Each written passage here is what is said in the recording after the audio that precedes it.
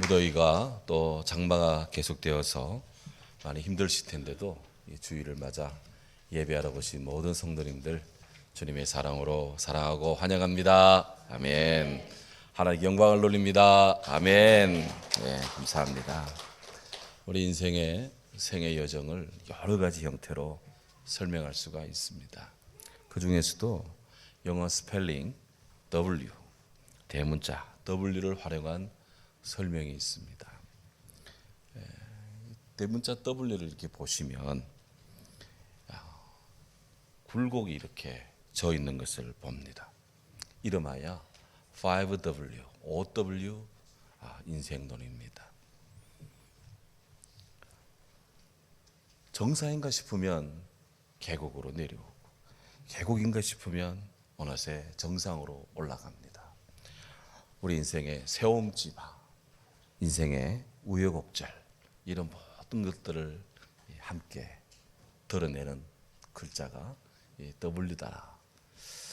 성경의 요나 선지자가 이 OW, 5W 인생론의 아주 전형적인 예인데요. 요나 인생의 변혁을 재촉하는 여러 요인들이 있습니다.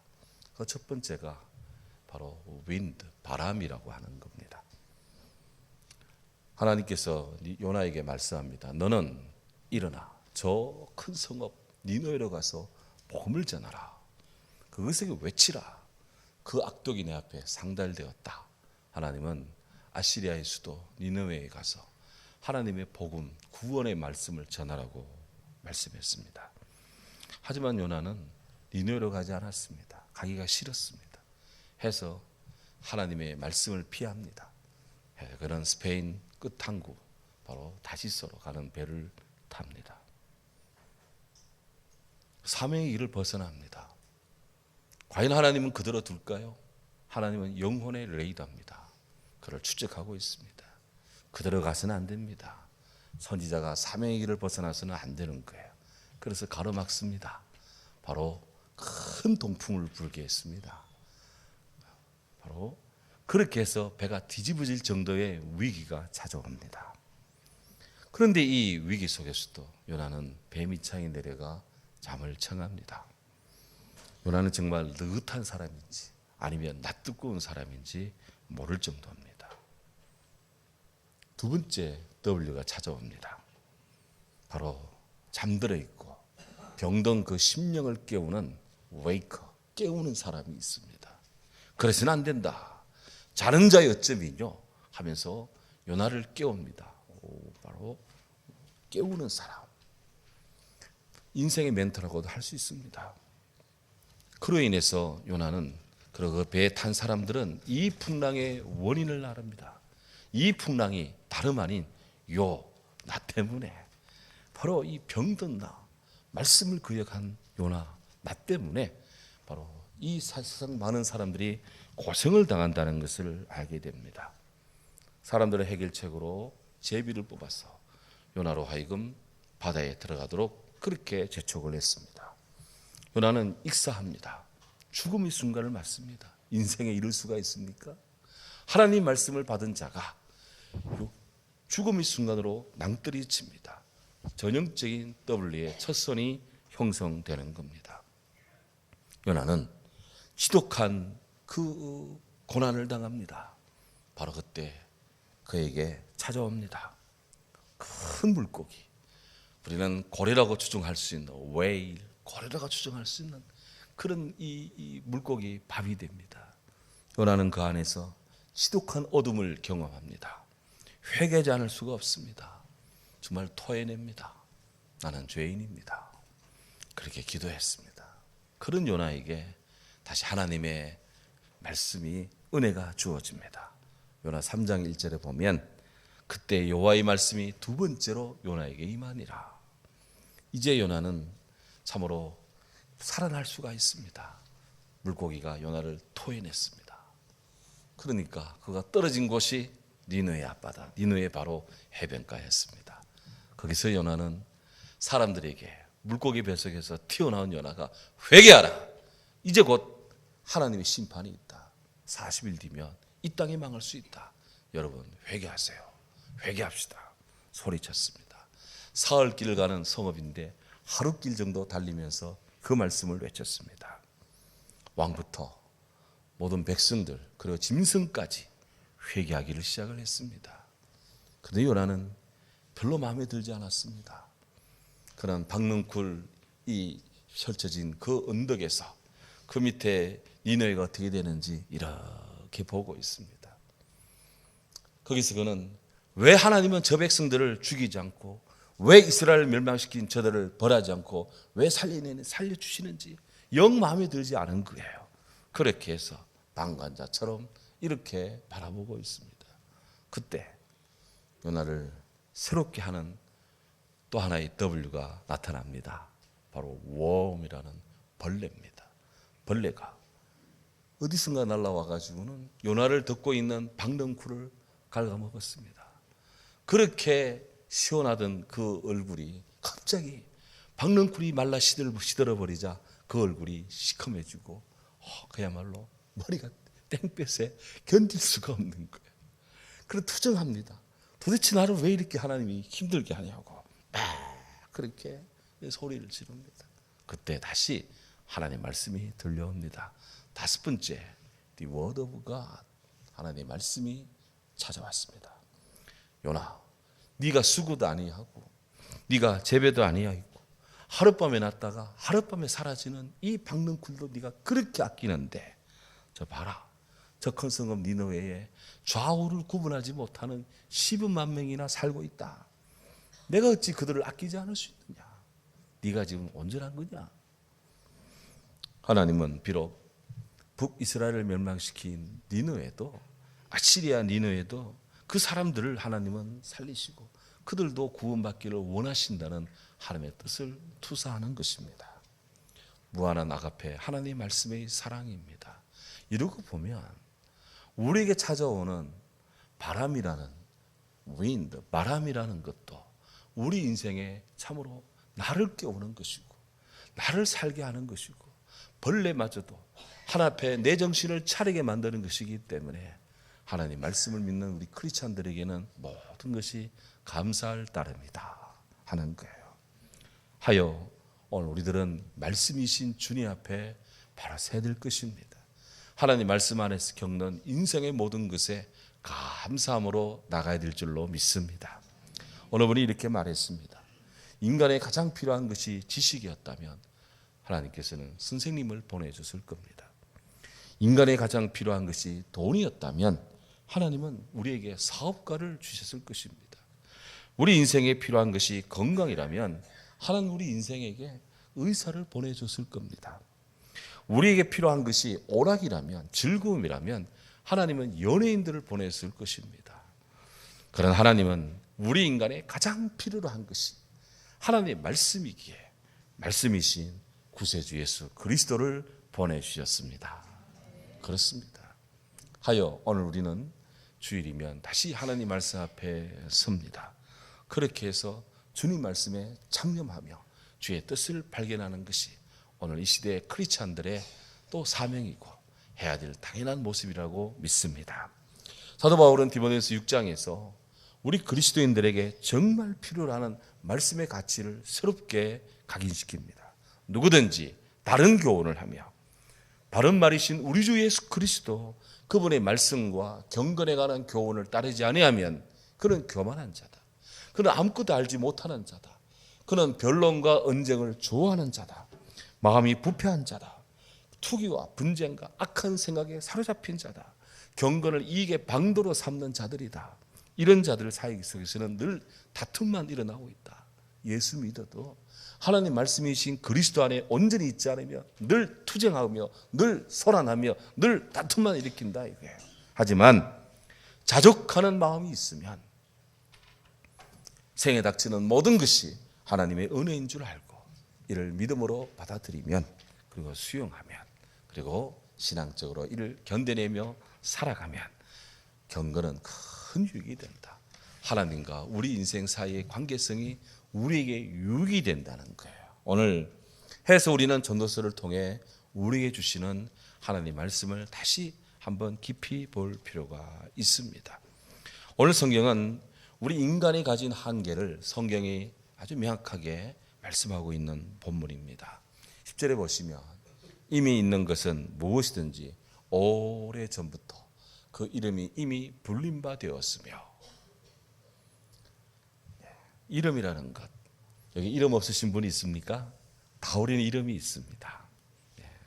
외국에 나갈 때도 항상 이름을 표시해야 됩니다. 여권을 통해 또 비행기표를 통해 어디 가나 이름하고 사람이 일치되는지 늘 확인을 합니다. 왜 이름이 그렇게 중요합니까? 이름은 바로 그를 나타내기 때문입니다. 유대인들은 누구보다도 이런 생각이 강했습니다. 그래서 사람의 이름이 그 사람의 존재됨을 드러난다는 것하고 그들은 아주 이름을 중요하게 여겼습니다. 그래서 누가 이름을 지어주는 것을 그에게 존재를 부여하는 것과 동일하게 그렇게 여겼어요. 바로 오늘 10절은 유대인들의 이런 사람들의 이런 관습을 배경으로 하고 있는 말씀입니다. 하나님께서는 아담에게 세상의 모든 것들에게 이름을 줄 수 있도록 명명하도록 인간에게 지혜를 주었어요. 오늘날의 인간도 뭔가를 새롭게 만들면 그것을 만드는 사람의 이름을 붙이거나 혹은 이 창시자의 어떤 것을 만드는 자의 이름을 붙여서 그거를 특화시켜 나갑니다.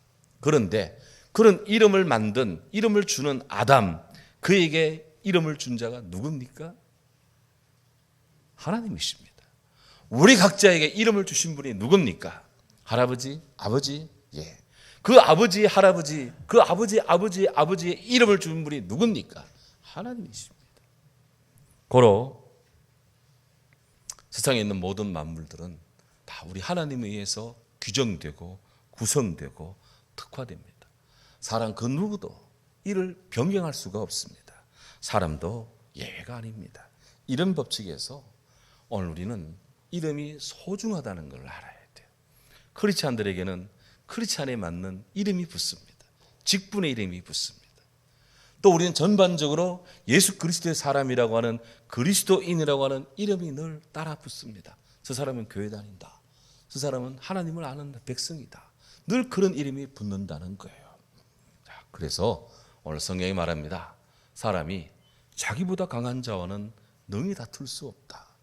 여기서 내보다 강한 사람은 우리를 능가하는 어떤 사람, 혹은 우리를 제압하고자 하는 어떤 세력, 그렇게도 볼 수 있지만 이 전도서에서 진정 나보다 강한 자가 누구냐? 바로 그분은 하나님이십니다. 요나를 꺾으신 분이 누굽니까? 하나님이십니다. 하나님 명령을 거역한 요나를 꺾으시는 분이 하나님이십니다. 진정으로 강한 분이 하나님이십니다. 할렐루야. 하나님은 창조주요, 우리 인생은 진흙입니다. 그분이 빚으시는 대로 우리는 만들어지는 그런 청지기, 질그릇에 불과합니다. 하나님 이사야를 통해 말했습니다. 질그릇 조각 중 한 조각이 어찌 자기를 만든 그런 그 도공에게 나를 왜 이렇게 만들었느냐, 그렇게 말할 수 있냐? 할 수 없다. 사도 바울도 말합니다. 이 사람아, 네가 누구기에 감히 하나님께 반문하느냐? 지음을 받은 물건이 지은 자에게 어찌 나를 이같이 만들었느냐, 그렇게 말하겠느냐? 우리는 하나님의 절대적인 창조주, 그분의 조성자이심을 우리는 고백해야 됩니다. 우리는 주님의 진흙이요, 주님의 질그릇임을 고백해야 됩니다. 자기보다 강한 자와 다툴 수가 없다. 결국 인생의 참된 복을 누리고 기쁨을 향유하고자 한다면 하나님의 주권에, 그분의 뜻에 철저히 순종하고 복종해야 된다 하는 거예요. 이어지는 말씀 보면 11절에 헛된 것을 더하게 하는 많은 일들이 있나니 그것들이 사람에게 무슨 유익이 있으랴. 헛된 것을 더하게 하는 많은 일들이 있다. 여기 일할 때 이 일이 히브리어로 다바르라는 말인데요. 이 다바르라는 것은 두 가지 의미가 있습니다. 하나는 말이란 뜻이 있고 하나는 일이라는 의미가 있어요. 그런데 이 본문의 속에서 이 다바르를 일로 해석한다면 피조물에 불과한 연약한 인간이 하나님의 섭리를 불순종하는 그런 일을 하고 행위를 하고 그것이 옳으냐, 그것이에요. 이 다바르라는 말을 말로 한다면 하나님의 섭리에 불평하고 하나님의 뜻을 부인하고 하는 이런 무익한 변론, 이것이 옳으냐, 하는 거예요. 그런 것들은 다 헛되게 하는 것들이다 하는 겁니다. 그렇습니다. 많은 것들이 많은 행위들이 우리를 헛되게 만듭니다. 우리는 그것이 전부인 줄 아는데 그것들은 다 헛된 것들이에요. 요즘 우리나라 몇 명 유명인들이 아주 유명 연예인들이 유명세에 취해가지고 벌성사나운 일탈 행위들을 스스럼없이 하는 것들을 많이 봅니다. 사회가 뒤숭숭하고 이제 그런 걸 볼 때마다 뭐 저런 것들이 있냐 이런 일들이 마음에서 다 우러나오고 있을 겁니다. 미국도 예외가 아니더라고요. 뉴욕의 브로드웨이라는 아주 유명한 그런 곳이 있는데 매일 관광객이 2만 명씩 그곳에 몰려듭니다. 거의 세계의 극장입니다. 배우들 또 가수들 이런 사람들은 그곳에 한번 서는 것이 평생의 꿈입니다. 그런데 치열한 경쟁을 뚫고 그곳에 섭니다. 거기서 무용을 하고 노래를 부르고 거기서 연극을 하고 오페라를 하고 그들의 꿈을 펼칩니다. 나름의 스타가 됩니다. 성공합니다. 그런데 그렇게 성공을 거두고 스타가 된 자들, 그들은 밤이 되면 홀로 조용히 있을 때 되면 그들은 불면증에 우울증으로 고생을 합니다. 고독한 삶을 삽니다. 왜? 브로드웨이는 워낙 유명한 곳이기에 세계의 비평가들이 다 모여듭니다. 그래서 공연이 되면 그 공연에 대해서 칼날 같은 비평을 쏟아냅니다. 정말로 성공하고 싶으면 그 비평가들의 펜끝을 이겨내야 된다. 그의 이름이 좋게도 평가될 수 있고 혹평될 수도 있어요. 견딜 수가 없습니다. 그래서 사람들이 마약에 취하기도 하고 알코올에 취하기도 하고 잘못된 행동을 하기도 하고 그렇게 해서 우울증을 갖기도 하고 좋은 이름이 좋은 기름보다 낫다고 성경은 말합니다마는 인간의 평판은 모래성에 불과하다. 날마다 매일매일 벌어지고 있는 현실입니다. 해서 성경은 헛된 생명의 모든 날을 그림자같이 보내는 그런 일평생에 사람에게 무엇이 낙인지 누가 알겠느냐 그렇게 말씀합니다. 솔로몬의 인생살이를 헛된 생명의 모든 날을 그림자같이 보낸다 그렇게 탄식합니다. 과연 인간이란 무엇입니까?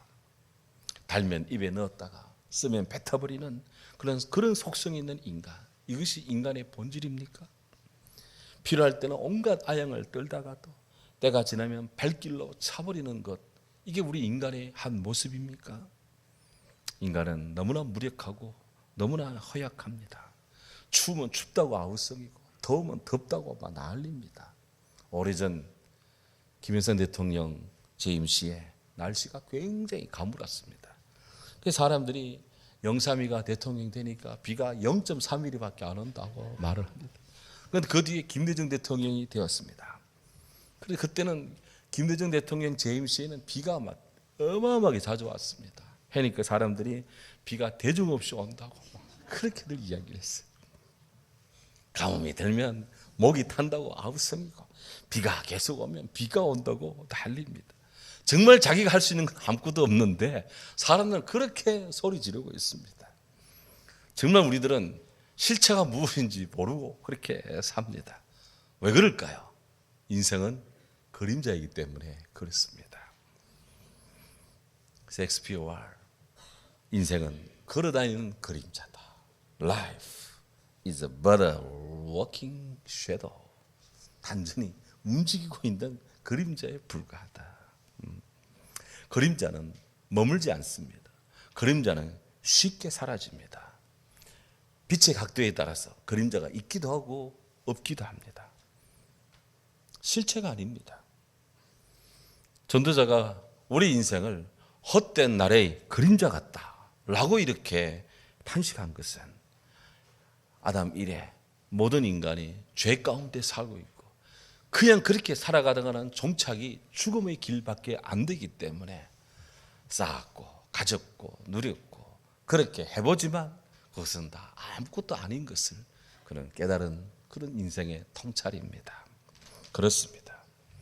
우리 인생살이 되돌아보면 전도서가 계속 이야기하는 것처럼 온갖 수고와 온갖 근심으로 다 헛된 것들인데 이걸로 뒤범벅이 된 것이 우리 인생입니다. 돈을 버는데 돈도 사라집니다. 그렇게 자랑하던 자신하던 건강도 그렇게 어느새 나도 모르게 쇠약해집니다. 명예도 권세도 땅에 떨어집니다.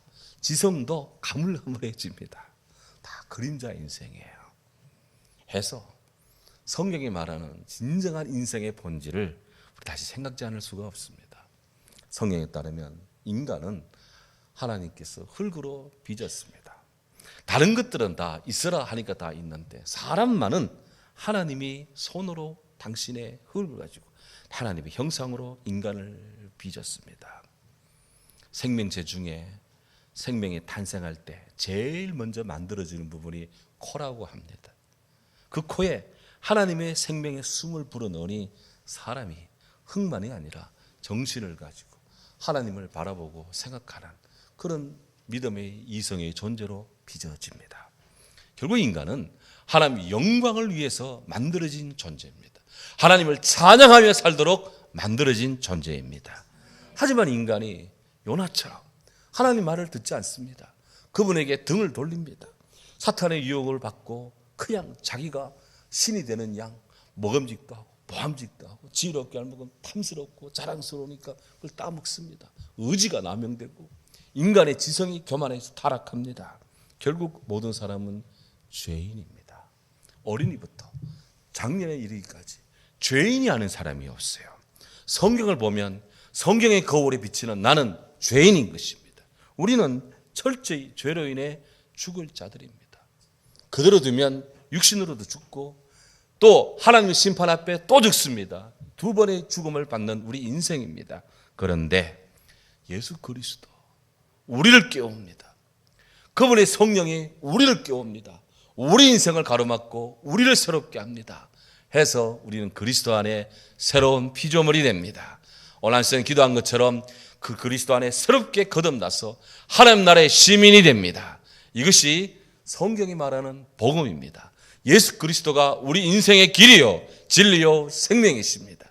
이 안에 우리가 사는 길이 있고 이 안에 우리가 존재하는 길이 있고 이 안에 우리가 행복한 길이 여기에 있습니다. 할렐루야.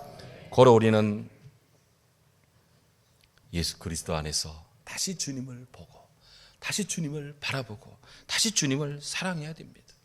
우리가 낙심하지 아니하노니 우리 겉사람은 낡아지나 우리 속사람은 날로 새로워지도다. 할렐루야. 우리가 잠시 받는 이 환난이 이것이 지극히 크고 정말 영광에 비하면 정말 땅의 고통은 아무것도 아니다. 우리가 주목하는 것은 보이는 것이 아니요 보이지 않는 것이니 보이는 것은 잠깐이요 보이지 않는 것은 영원함이로다. 예, 그림자 같은 인생을 살고 있습니다. 그림자 같은 인생살이 속에서 좋은 평판을 받고 모범적으로 살고 이 생에서 존경을 받는 일 매우 중요합니다. 좋은 사람이 되는 것 매우 중요합니다. 그런데 그것보다 더 중요한 일이 있습니다. 바로 우리를 지으시고 나를 살게 하시고 나를 있게 하시고 나를 존재케 하시는 진정한 실체, 바로 그분이 하나님이심을 알고 하나님을 기억하고 그분의 말씀을 믿고 그분을 사랑하고 그분을 경배하며 사는 것, 이것은 무엇보다도 중요한 일인 줄로 믿습니다. 성경은 말합니다. 일의 결국을 다 들었으니 하나님을 경외하고 그 모든 명령을 지킬지어다. 이것이 사람의 본분이니라. 하나님 모든 행위와 모든 은밀한 일을 선악간에 심판하실 것이다.